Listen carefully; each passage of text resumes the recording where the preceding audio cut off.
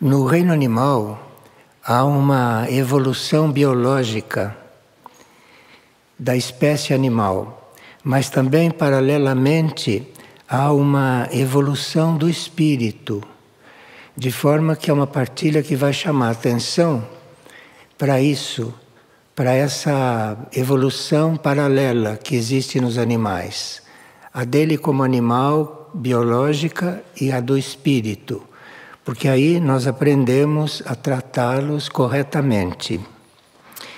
E aqueles que já estão na linha do espírito começam a se individualizar, isto é, começa a haver uma alma dentro deles, começa a ser formada uma alma.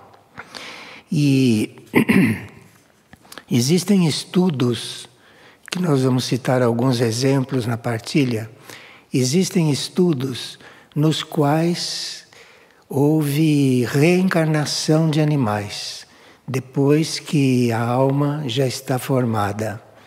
E nessas reencarnações de animais é muito interessante porque eles são tão fiéis àqueles que os tratam bem, que às vezes eles reencarnam com o próprio dono anterior. E eu conheci um caso desses, uma cachorrinha que reencarnou na mesma casa onde ela tinha sido muito bem tratada há muitos anos atrás. Agora, a reencarnação dos animais acontece às vezes em períodos curtos, mas às vezes acontece também em períodos longos. E os animais estão nesse período, nesta época, nesta etapa, recebendo também energia da vontade, energia do primeiro raio, de forma que eles estão numa etapa muito favorável para terem uma evolução. Bem, agora vamos responder algumas perguntas antes da partilha ter início.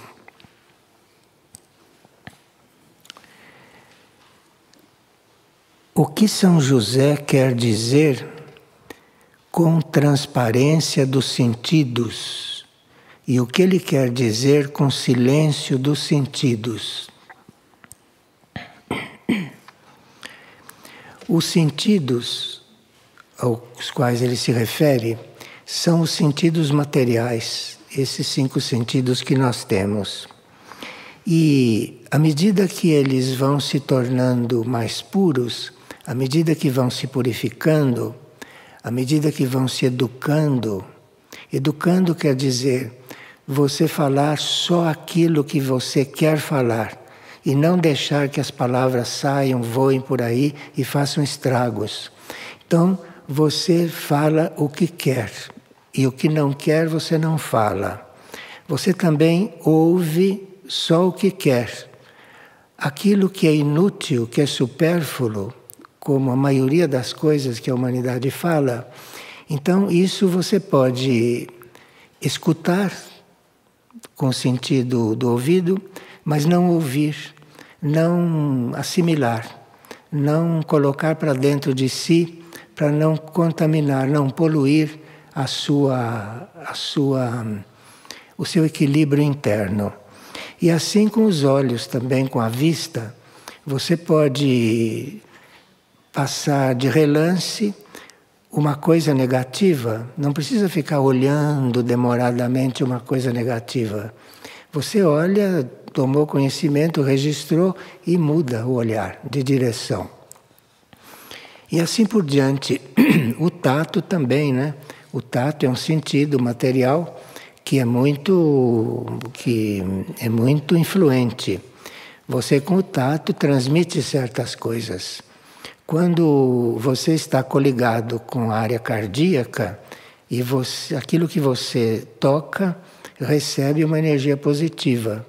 Agora, se você está com um mau pensamento, aquilo que você toca recebe uma energia negativa. Então, os sentidos são muito importantes e São José um dia deverá detalhar um pouco isto. E há uma proposta de nós trabalharmos os sentidos que estão nas entrelinhas de todas as mensagens dos mensageiros divinos. Eles estão também falando de alma, falando de espírito, mas estão nos atraindo também para a purificação. E agora, silêncio dos sentidos é quando os nossos sentidos obedecem à nossa intenção. Então, se eu tenho uma disciplina para os meus sentidos, se eles obedecem, se eles cumprem aquilo, então chama-se silêncio dos sentidos. Porque aí qualquer tentação, qualquer má influência, eles filtram ou eles silenciam. Isto é, eles não se abrem para isso. Então isso chama-se silêncio dos sentidos. Agora, são coisas muito subjetivas e alguns estão com isso bem claro. Outros ainda estão com sentidos um pouco misturados, um pouco desordenados, então teriam que fazer um autocontrole e trabalhar o pensamento, teriam que fazer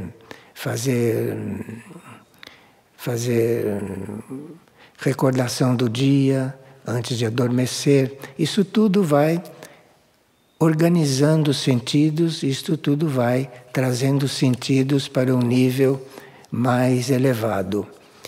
E aí, quando os sentidos já estão num bom nível, esses sentidos internos, aí isto faz com que os sentidos internos, que são aqueles que correspondem aos externos, aí começam a surgir e a desenvolver. Então, assim como a gente fala, a gente tem uma voz interior que fala com a gente. Assim como a gente vê com os olhos físicos, a gente tem aqui uma glândula que ajuda a gente a ver interiormente. E assim também você ouve, não é? Você tateia com sentidos internos. Esses sentidos externos, quando estão educados e purificados, abrem a porta para os sentidos internos. E a diferença é muito grande, porque os sentidos externos veem as aparências. Os sentidos externos estão em contato com a ilusão. Agora, os sentidos internos já começam a estar em contato com coisas menos ilusórias. E algumas que são até projeções daquilo que os nossos níveis superiores querem nos mostrar. De forma que a educação dos sentidos é muito importante e São José está trabalhando isso nas entrelinhas conosco. Por isso é muito bom prestar muita atenção ao que São José está trazendo, principalmente lê-lo regularmente, porque está havendo ali muito estudo nas entrelinhas e muito estudo também para os nossos níveis internos, principalmente.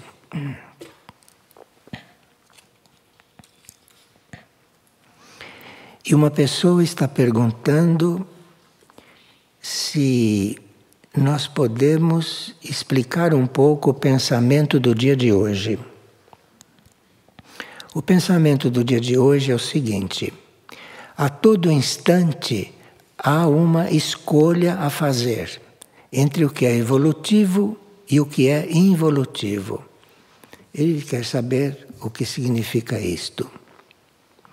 Então, se nós observamos a vida, se nós não estamos distraídos, se nós estamos sempre ligados, nós temos uma demonstração daquilo que é positivo e daquilo que é negativo, segundo a nossa consciência. Então, a todo instante, há uma escolha a fazer entre o que é evolutivo e o que não é. Mas para isso precisa que a gente esteja desperto, atento e concentrado.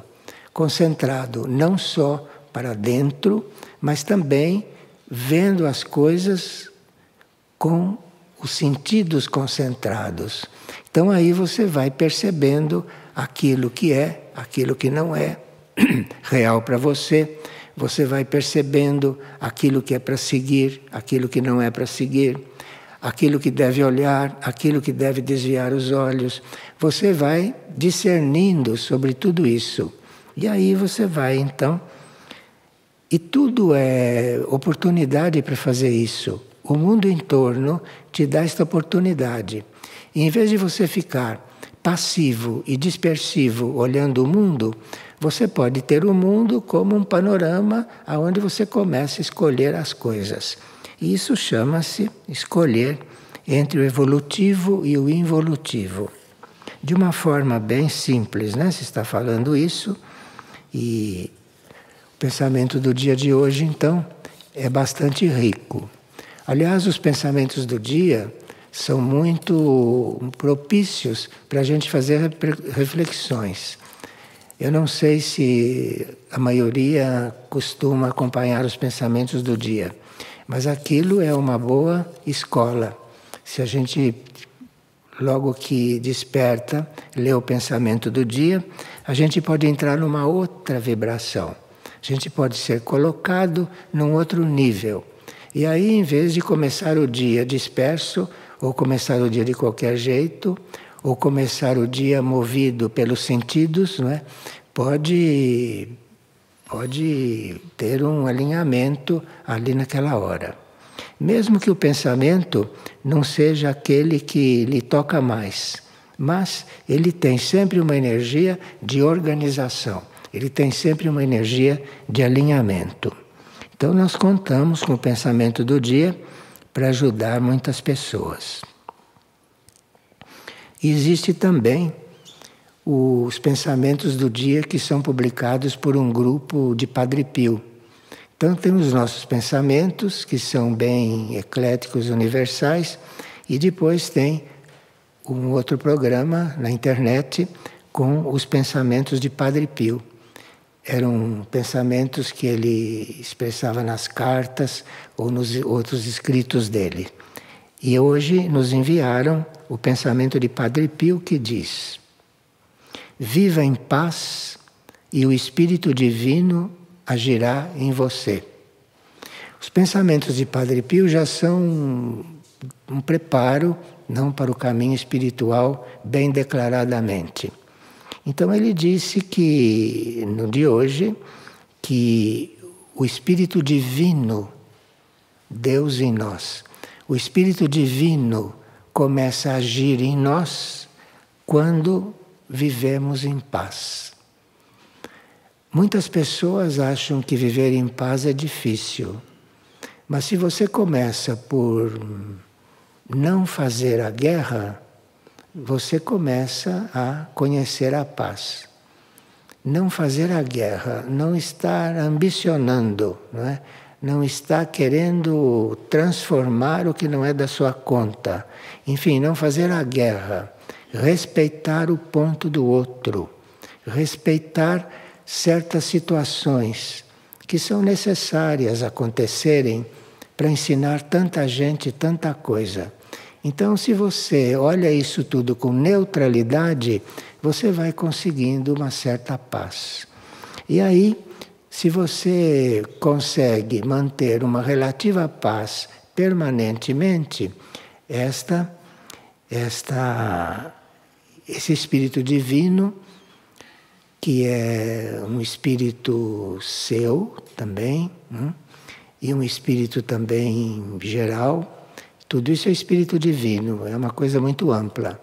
Então, isso começa a se manifestar em você, começa a agir em você. E é isso que Cristo queria dizer quando não era mais ele que vivia, mas era o Espírito que vivia nele. Nós teríamos que chegar nesse ponto.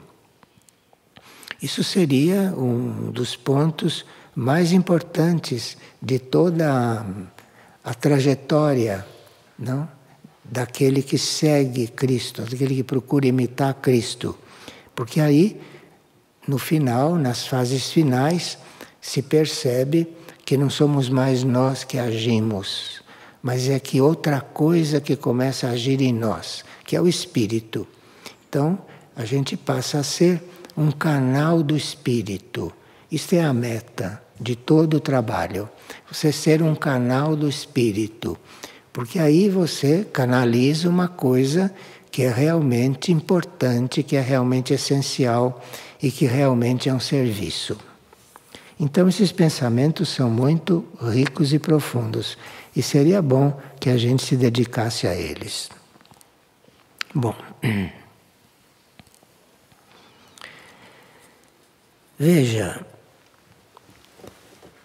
estão nos propondo, nesse momento, os mensageiros divinos estão nos propondo uma reviravolta na nossa vida. Vocês já devem ter percebido isso, não? Que tudo aquilo que eles indicam, tudo aquilo que eles estão falando, tudo aquilo que eles estão ensinando e pedindo que se faça, são coisas que vão fazendo uma reviravolta naquilo que é o nosso normal viver, naquilo que é a nossa vida normal, naquilo que são os nossos sentimentos normais, naquilo que é a nossa vontade humana e assim por diante. E no dia 24 de agosto, Maria está estimulando uma das maiores reviravoltas no dia 24 de agosto.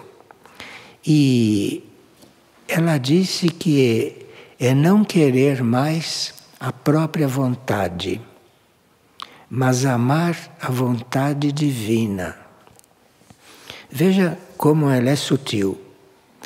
Não querer a própria vontade e amar a vontade divina. Então, você tem que primeiro não querer mais a sua própria vontade humana. Não querer mais. E você ainda não sabe qual é a vontade divina. Então ela não diz que você faça a vontade divina logo, que é impossível. Você não tem ainda um contato. Mas, quando você não quer mais a própria vontade, você pode amar a vontade divina, mesmo sem saber o que é. E se ama a vontade divina, mesmo sem saber do que se trata, isso tem muito mais valor. De forma que ela não diz, não queira a sua vontade e faça a vontade divina. Isso é muito adiantado. Ela diz, não queira a vontade própria e ame a vontade divina. Primeiro você precisa amar. Depois que realmente amar aquilo que você não conhece, não sabe o que é, aquilo quando você começa a amar, aí você começa a saber do que se trata. Vocês lembram que Muriel já falou isso de várias formas, não? Falou isso quando era Padre Pio e fala isso agora. Todos eles falam isso. Então aqui se trata de você primeiro não querer mais a sua vontade. Você quer outra coisa que você não sabe o que é, mas que não é aquilo que você quer. Aquilo que você quer não serve. Isso é um bom ponto, sabe? E é uma boa crise, porque às vezes a gente tem uma certa disciplina e já acha que quer coisas positivas, como é verdade. Mas a gente passa uma longa etapa querendo coisas positivas, fazendo coisas positivas, mas aí chega num ponto em que você percebe que basta. Que mesmo fazendo as coisas positivas que você quer, que já não te diz mais respeito. É aí que chega no momento de você começar a amar a vontade superior. Então você começa a amar a vontade superior e amando a vontade superior você vai se abrindo a ela. E amando a vontade superior, ela vai descendo e você vai percebendo. De forma que esse trabalho de hoje é muito importante. Agora, ela vai explicar com bastante detalhes uma coisa que a gente pode resumir de início para a gente colaborar com o desenvolvimento do processo que ela propõe. Bom, Primeiro, se trata se você não quer mais a própria vontade, mas quer amar a vontade divina, você começa por trabalhar todos os dias, mas todos os dias, não um dia sim, um dia não, nem uma vez por semana, nem quando se lembra. Você começa a trabalhar todos os dias a renúncia de si mesmo. Então, todas as vezes que você emerge, você procura renunciar àquilo. Então você emerge, está sentindo alguma coisa, renuncia àquilo. Você passa o dia inteiro renunciando àquilo que você quer. Até que, no fim do dia, você renunciou a tanta coisa que queria, que no fim você já está preparado para renunciar a si mesmo. Aí você diz, bom, eu não quero mais eu. Eu quero aquilo que eu sou realmente. E se você passou um dia assim, se trabalhando, isso não quer dizer que você fique fechado numa célula fazendo só isso. Você fica neurótico. Você está vivendo a sua vida, mas está ao mesmo tempo fazendo isso. Está fazendo isso na sua realidade, está fazendo isso na sua consciência. Então você trabalha todos os dias para renunciar a si mesmo. E renunciar a si mesmo não é complicado. Se você está ouvindo uma partilha, por exemplo, e o corpo, a mente está dizendo outra coisa, você renuncia ao que eles estão dizendo e ouça a partilha. Entende como é? Você renuncia ao que está acontecendo em você e ouça a partilha. E assim você faz com tudo. Você vai para uma tarefa musical, começa uma música espiritual. O seu corpo não quer ficar quieto, o seu corpo não ouve, o seu corpo dorme. Você renuncia a tudo isso e ouça a música. Renuncia. Se você renunciar, isso tudo para de agir. Mas precisa que você renuncie. Porque isso faz parte de você, isso é próprio dos seus corpos. Você precisa renunciar a isso para entrar numa outra coisa, num outro ponto. Isso acontece também com as dores, com dores morais, dores espirituais, e às vezes até com dor física. Porque a dor física começa a insistir, você diz, olha, eu não sou isso, eu renuncio a isso, e eu penso numa coisa elevada, eu penso em coisas do campo da cura. De repente aquilo vai silenciando, aquilo vai deixando de te atormentar, deixando de te acompanhar. Mas aí você tem que renunciar àquilo que você acha que é você. E depois, o segundo ponto que ela diz é buscar o vazio de si. Você renunciando a você, você já está no caminho de se esvaziar. Porque você começa a renunciar a essas coisas que são conscientes, então de repente você vai se sentindo mais vazio. E aí, quando começa a sentir esse vazio, tem que ir buscando esse vazio. Tudo aquilo que perturba esse esvaziamento, você tem que rejeitar. Você tem que pôr de lado. A tua prioridade é chegar no vazio. E depois, o terceiro ponto é servir incondicionalmente. Incondicionalmente quer dizer, você está fazendo esse trabalho de estar no vazio e de repente tem uma coisa ali precisando muito de você, você sirva incondicionalmente aquilo, como se você estivesse fazendo nada naquele momento. Você vai servir incondicionalmente. É o contrário de dizer agora eu não posso, agora eu não tenho tempo, agora eu estou ocupado, agora eu estou dolorido, agora eu estou triste, agora eu estou não sei o quê. Então você renuncia a tudo e vai servir aquilo que está te chamando. São os 3 pontos que ela diz e agora aqui com mais detalhes. Vamos ver um pouco. Agora, é claro que isso é uma reviravolta na vida da gente. E as forças contrárias estão muito atentas. Porque quando as forças contrárias à evolução, quando as forças contrárias percebem que você está fazendo isso, aí elas ficam muito agitadas. Ficam muito agitadas e procuram perturbar de todas as formas. E aí você precisa, em um certo momento, lidar com elas. Porque elas vão ser contrárias, elas vão tentar impedir, e você tem que saber não segui-las. Então vamos ver isto direito. Espera um pouco. Esta raça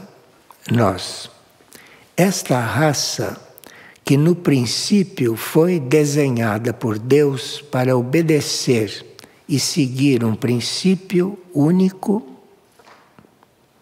esta raça que fomos nós, a humanidade, que foi projetada, pensada, desenhada por Deus para obedecer e seguir um único propósito.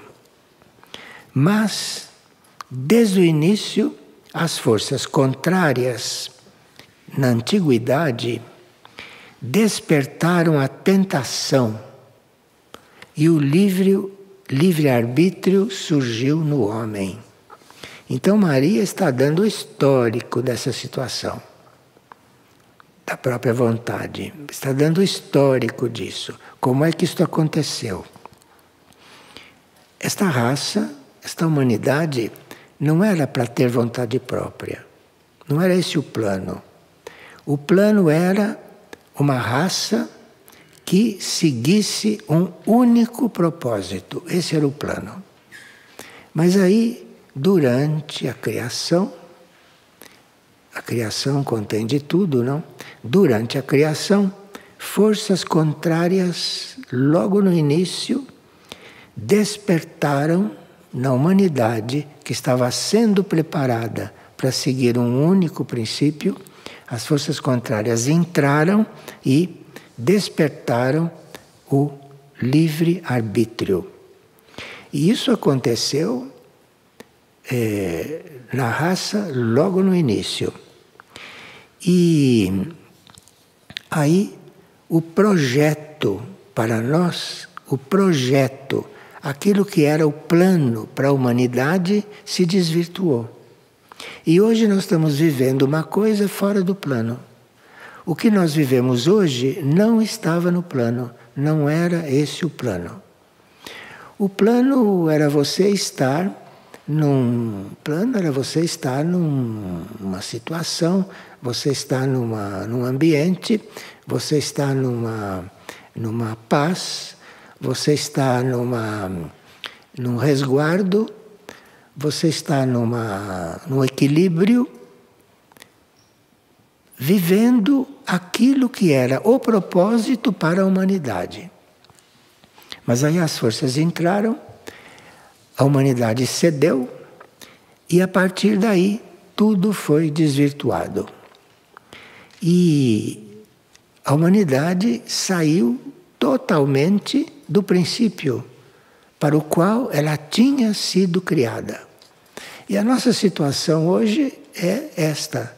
É de estarmos vivendo uma coisa que não era isto, que era outra coisa. Mas a divindade, a evolução, permitiu que isto acontecesse, porque evidentemente havia necessidade que isto acontecesse, né? E que para ver onde ia dar. Bem, a uma certa altura, diz Maria, que a humanidade estava para terminar. Escutem. Foi ali que ingressou na consciência primitiva da humanidade a dualidade, a livre eleição, a liberdade de escolher e a desobediência a todas as leis superiores que regiriam o tempo depois a humanidade. E o plano era que a humanidade seguisse um único propósito que ela iria conhecendo e terminaria sendo uma humanidade sagrada, é o termo que ela usa.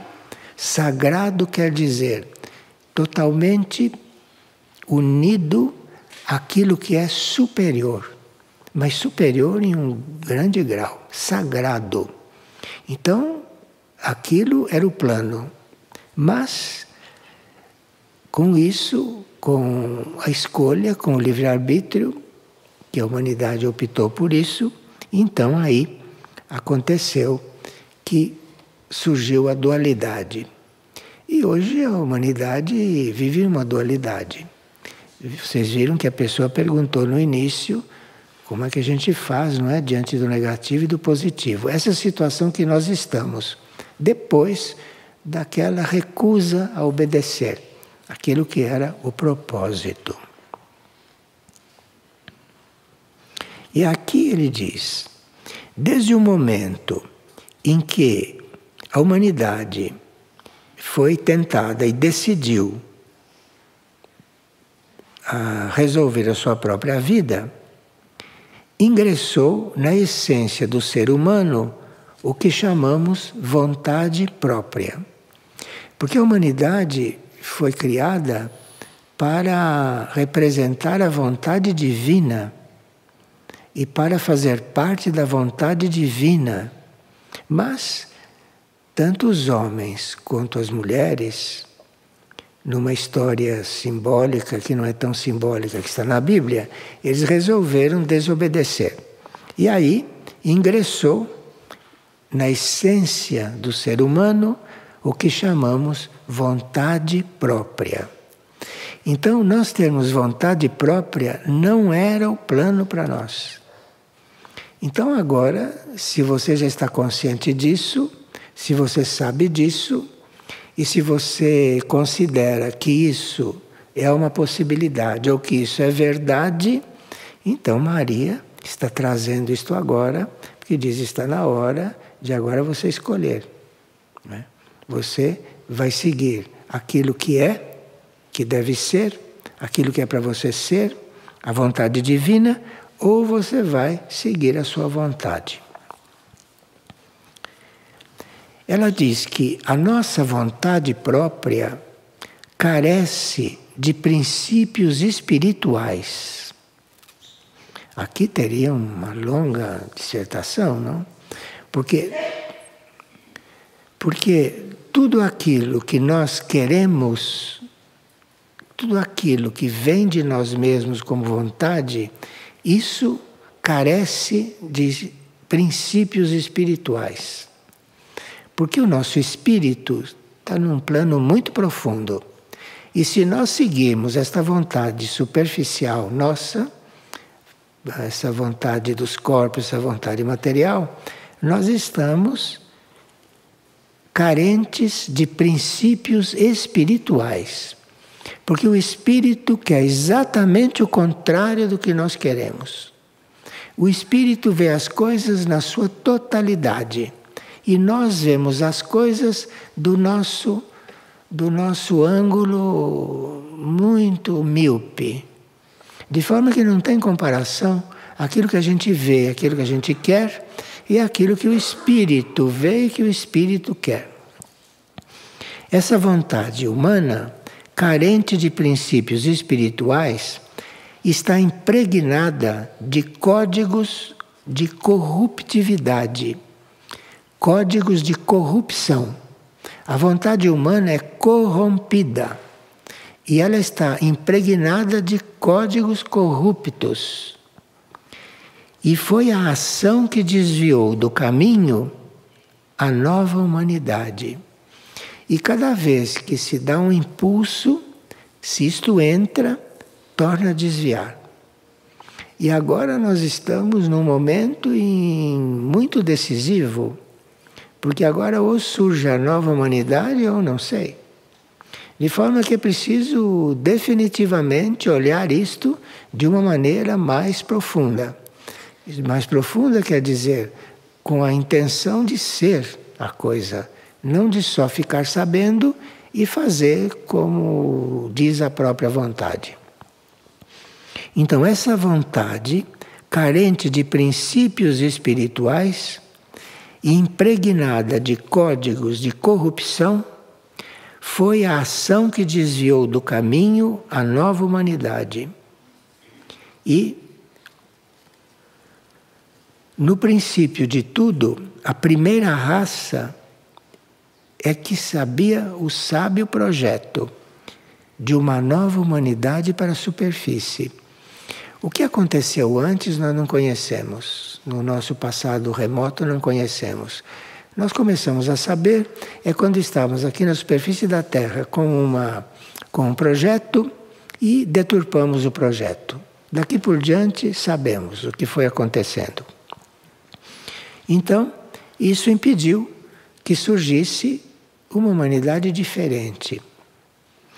Vocês sabem que existe humanidade em todo o universo, em todo o cosmos, né? Em diferentes formas. E aqui na Terra necessita uma humanidade diferente. Com este tipo de humanidade, esta humanidade, com isso o planeta estava para terminar. E se não houver uma mudança, vai terminar. De forma que nós estamos num momento realmente crítico e decisivo. Do momento em que o primeiro Adão representa a humanidade masculina. E o que a gente chama de Eva representa a polaridade feminina. Eles representam a humanidade. A polaridade masculina e a polaridade feminina.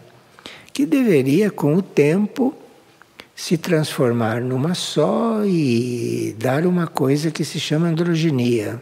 Que não é nem masculino nem feminino, e que não tem nenhum problema feminino e nenhum problema masculino, e nenhum problema de união de masculino e feminino. Na androginia está tudo resolvido. Mas nós escolhemos a desobediência. Então, do momento em que o primeiro Adão decidiu sobreviver e transgredindo as leis naturais, quais seriam as leis naturais, não? Porque nós chamamos de leis naturais coisas que não são. Nós chamamos de leis naturais coisas corrompidas. O que é natural hoje é corrompido. E nós chamamos isso de natural. E aqui ele diz que o planeta transgrediu as leis naturais. Quais seriam as leis naturais, não? Por outro lado, Eva despertou a polaridade feminina, despertou os primeiros indícios de erros contra a lei, de coisas contra a lei. E as forças contrárias conseguiram o que tanto aspiravam: fazer desta humanidade uma humanidade inerte e sem consciência de si. Ela chama a humanidade de inerte porque nessa situação a humanidade não caminha. E se caminhar vai ser para trás. Então é uma humanidade inerte, porque só não é inerte quem vai para frente e para o alto. E aí só não é inerte quem vai para frente e para o alto. Você vai para trás ou fica onde está, você é inerte. E sem consciência de si. E sem ter consciência de para que foi criado. Qual é a finalidade da sua vida? Qual é o propósito da sua vida? E você tem todos os elementos para cumprir esse propósito. Mas não tem consciência de si. Acha que você é a tua vontade. A tua vontade não tem nada a ver com isso, nada a ver com a realidade. Depois de tantas eras passadas, chegou o momento culminante de onde, em uma primeira etapa, se daria fim à decadência da humanidade. Então teria que acontecer por um ponto final na decadência. E depois viria algo que colocaria as coisas no lugar. E isso foi representado pela vinda de Cristo, a encarnação de Cristo. Porque Cristo não era um ser como nós. Cristo era uma coisa emanada do único, saída diretamente do único. Então era uma coisa que não tem nada a ver com a humanidade. Saiu do único. E isto então iria por fim à decadência. E foi encarnado para resgatar a essência desse projeto humano. Bom, aí nós sabemos o que aconteceu, não? E agora é preciso que se retome isto, porque parece que não tem outro jeito. Então, a primeira vinda desta emanação de Deus do projeto deu no que deu. E agora é preciso uma segunda. E parece que essa segunda está para acontecer. Então nós precisaríamos agora estar muito atentos, porque isto que virá de novo, isto que virá não tem nada a ver conosco. Não tem nada a ver com aquilo que a gente gostaria. Não tem nada a ver com aquilo que a gente faria. Então é bom que a gente se prepare. Então, isto que vem resgatar aquela essência do projeto original. Quer dizer que o projeto original está vivo. Está vivo ainda, está oculto, está encoberto. E essa nova emanação do único, esta nova emanação da vida, agora, vai resgatar aquela essência de novo. Quando Cristo estava presente, toda a raça que já se encontrava no abismo da sua perdição foi desviada do seu próprio inferno através da paixão.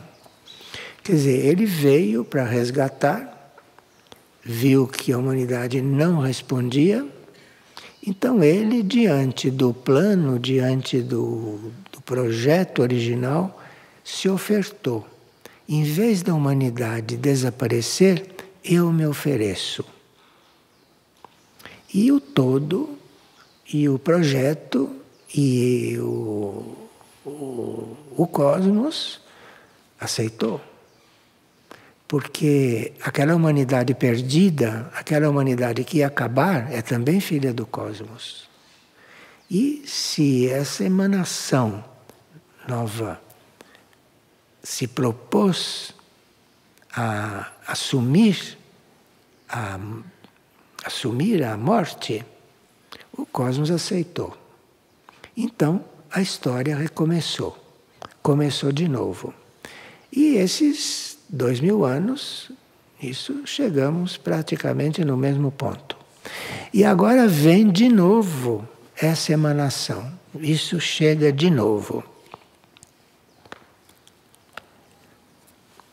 E aqui Maria está dizendo que a vinda disso que chamam de Messias, que é essa emanação que vem para colocar tudo na essência original.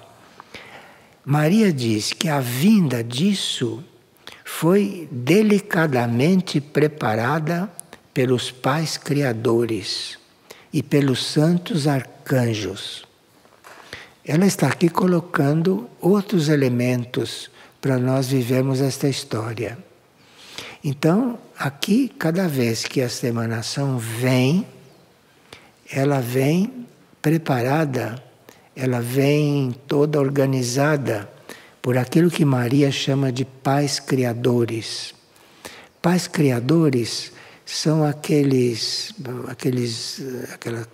consciência que representa a consciência única em diferentes planos, por isso que estão no plural. Então a consciência única se manifesta como pais criadores, isto é, uma no plano material, outra no plano mental e outra no plano superior. Esses são os pais criadores. São a consciência única. E pelos santos arcanjos. Anjos e arcanjos são uma evolução paralela humana. A evolução humana vai a trancos e barrancos. A evolução angélica vai direta. Porque a evolução angélica não pediu livre-arbítrio. De forma que a evolução angélica vai direta. E nós, em vez de estarmos no nível de anjos, estamos ainda para recomeçar. Por causa do livre-arbítrio, por causa da livre escolha, por causa de termos escolhido a nossa vontade.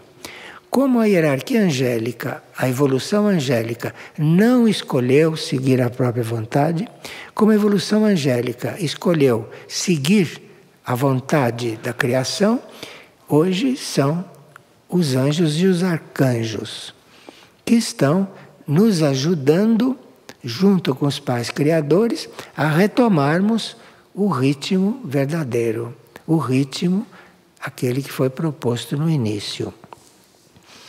Então, esses pais criadores, que são emanações do único da criação, e esses anjos e arcanjos, esses estão realmente em função da nossa retomada. Eles estão para nos ajudar e para nos resguardar, sempre que puderem, das forças contrárias. Ou resguardar no sentido de nos avisar bem, nos deixar bem avisados, não? E também de observar o nosso livre-arbítrio, que continua existindo. A vinda do Messias foi delicadamente preparada pelos pais criadores e pelos santos arcanjos. Cada um trouxe e gestou no ventre puríssimo da Virgem Mãe as células lumínicas da transubstanciação e da redenção. Isto é, isso que eles chamam de Virgem Madre, do ventre puríssimo, que é ela que está se chamando assim, não? Aí foram colocadas os princípios. No ventre dessa Mãe Universal foram colocados os princípios pelos pais criadores. É por isso que Maria vem se intitula o instrumento para tudo isso. Porque a criação e os arcanjos colocaram dentro dela todos os códigos. Ela tem os códigos para isso. E as células lumínicas da transubstanciação e da redenção. Transubstanciação é aquilo que vai se passar conosco quando nós estivermos já bem entregues à purificação. Primeiro, cabe a nós nos purificar. Quando nós fizermos tudo o que podíamos fazer para nos purificar, já houve uma certa transformação. E aí vem a transubstanciação. Porque a matéria, essa que nos compõe, esta matéria pode ser transformada até um certo ponto. De um certo ponto em diante não é mais possível. Então ela se transforma até o ponto em que ela pode, e depois vem os pais criadores, vem os arcanjos, vem Maria e começam a transubstanciar isto. Começam a transformar esta matéria em outra coisa. Chama-se transubstanciação. E é aquilo ao que nós deveríamos estar abertos. Porque não tem jeito. Depois de ter feito tudo e mais no campo da purificação, aí nós temos que nos abrir à transubstanciação. Nós temos que ser transubstanciado. Bem, Cristo, como Jesus, viu que isto precisava de uma ajuda material.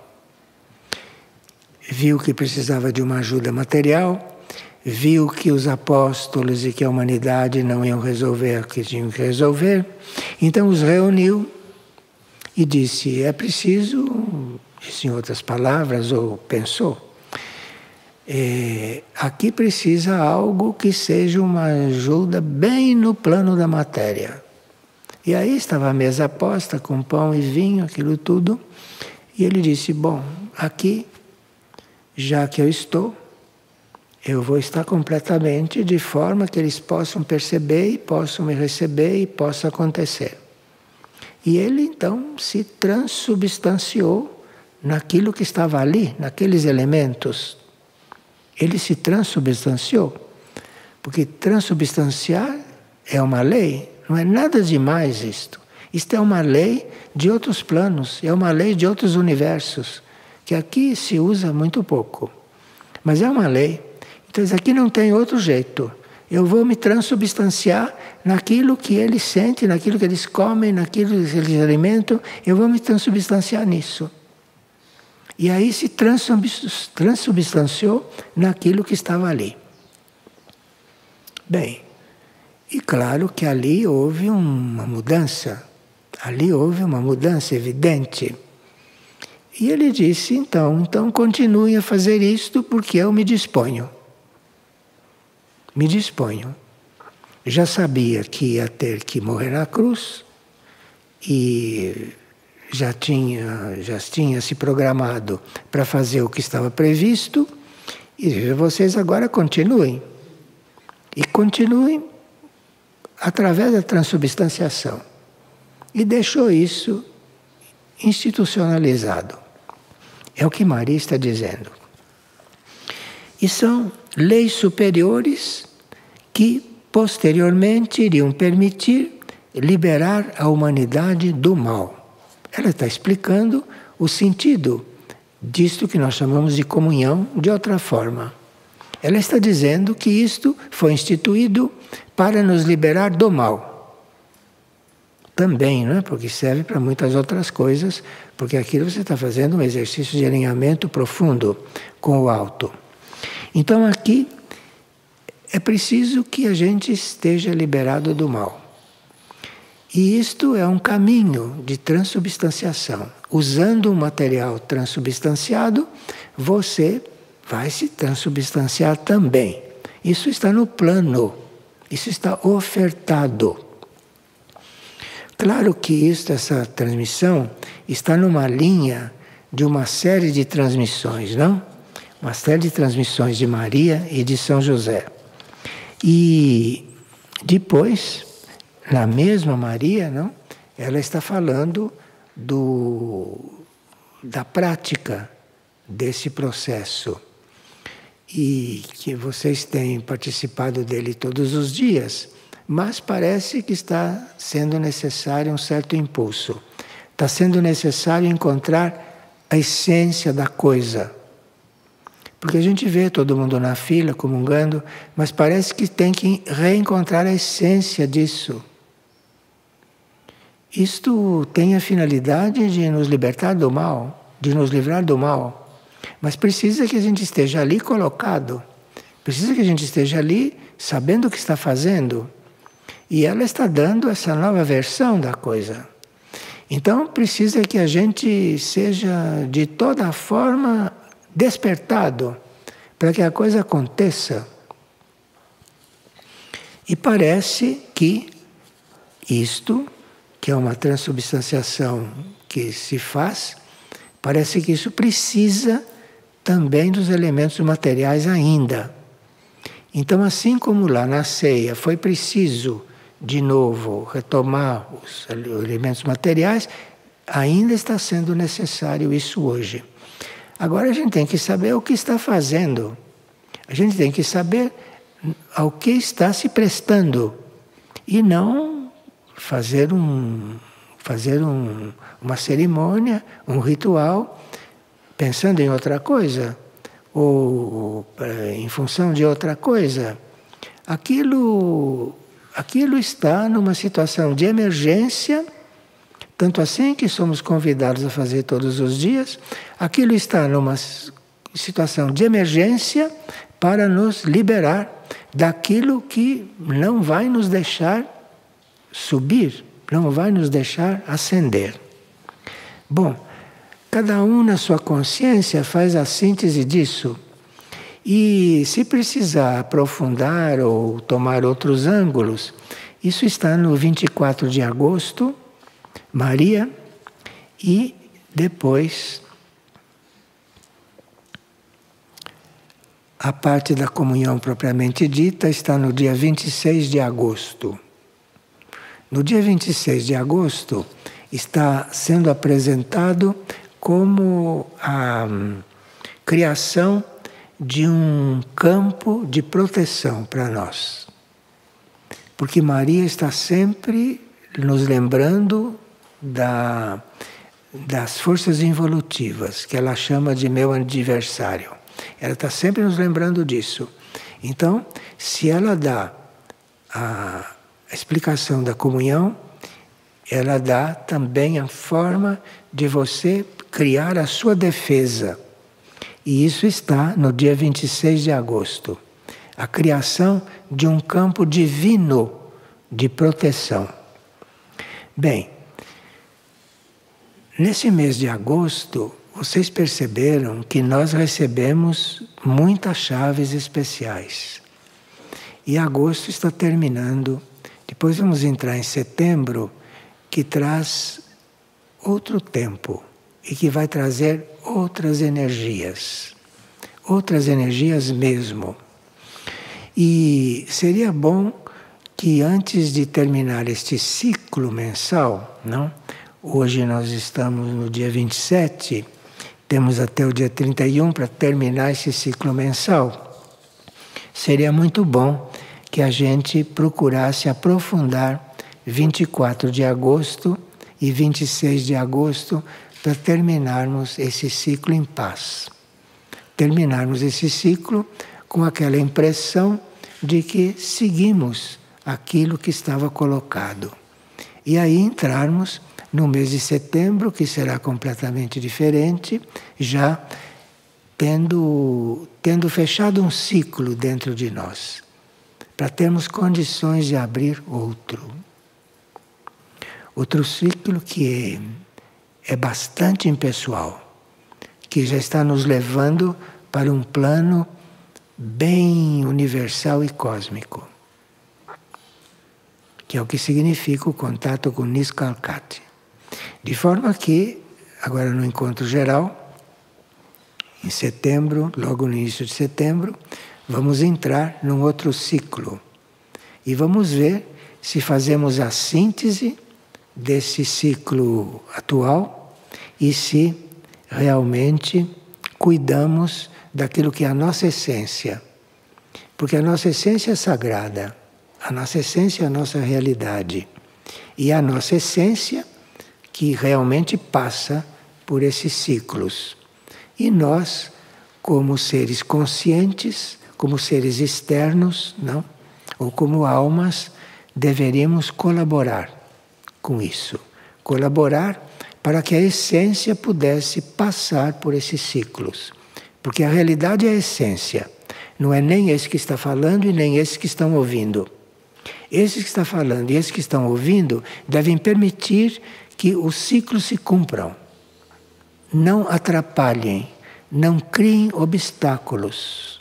Com a sua mente, principalmente. Não criem obstáculos. Porque o maior inimigo, o inimigo número 1 é a mente, nesses momentos. Porque a mente não quer deixar de nos controlar. A mente não quer entregar o controle do ser para aquilo que é mais alto, para o espírito. Então, nós que estamos aqui no nível consciente, temos que colaborar. Temos que ter claro o que estamos vivendo e o que nos está sendo oferecido e o que está para acontecer. Porque agora no mês de setembro, se tivermos, como se disse no início, trabalhado todos os dias a renúncia de si, buscar o vazio de si e estar servindo incondicionalmente, esquecidos de si, estaremos prontos para Niskalkati. Estaremos prontos para entrar no mês de setembro. E aí vamos ver como chegaremos, não, no final do ciclo anual, que virá depois. É muito importante, sabe, a gente ver a vida em ciclos, porque é através de ciclos que as coisas se transformam. E nós temos que colaborar com isso. Evitar de tentarmos dar saltos, porque dar um salto você talvez não alcance a outra margem e caia no buraco. Dá um salto. Você não garante que dando o salto você vai chegar do outro lado. Dá um salto, você cai no buraco. Então é preciso seguir os ciclos, amar os ciclos, ter amor pelos ciclos. E os ciclos vão se mostrando, e as coisas vão se mostrando. Muito bem, muito obrigado então.